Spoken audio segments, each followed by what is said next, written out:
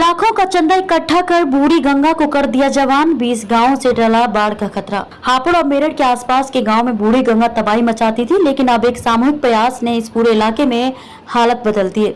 चंदा जमा कर बूढ़ी गंगा की सफाई करवाई, जिससे अब बाढ़ का खतरा नहीं रहा। बूढ़ी गंगा अब तबाही नहीं लाती। दर्जनों गांवों में हर वर्ष मानसून आने के साथ ही ग्रामीणों के माथे पर चिंता की लकीरें खिंच जाती थी, मगर एक सामूहिक प्रयास ने इस पूरे इलाके में हालात बदल दिए। बूढ़ी गंगा की धारा अब इन गांवों से दूर हो गई है। खादर क्षेत्र में 2 गांवों के किसानों ने आपस में पैसा एकत्र कर बूढ़ी गंगा में जान डाल दी। 13 लाख एकत्र करके विलुप्त हो गई बूढ़ी गंगा की सफाई शुरू करा दी। 1 साल में 7 किलोमीटर बूढ़ी गंगा को कब्जा मुक्त कराती हुए सफाई कराती गई, जिससे गंगा की बाढ़ का पानी अब गंगा किनारे बसे 20 गाँव में नहीं जाकर वापस बूढ़ी गंगा में आएगा। करीब 6 दशक पहले गंगा की धारा हस्तिनापुर से लेकर गढ़मुक्तेश्वर नगर से लगकर बहती थी, परंतु आज यह धारा 8 किलोमीटर से भी ज्यादा दूर जा चुकी है। जबकि पुरानी गंगा को बूढ़ी गंगा का नाम देते हुए उस पर कई गाँव में कब्जा कर लिया गया था। इसके चलते गढ़ तहसील के 23 गाँवों को बाढ़ की विभीषिका से दंश झेलना पड़ रहा है। चंदे से सुधरे हालात, परंतु पिछले साल खादर की तलहटी में बसे गाँव रामपुर, न्यामतपुर और साकरपुर के किसानों ने आपस में चंदा एकत्र करना शुरू कर दिया। इसके बाद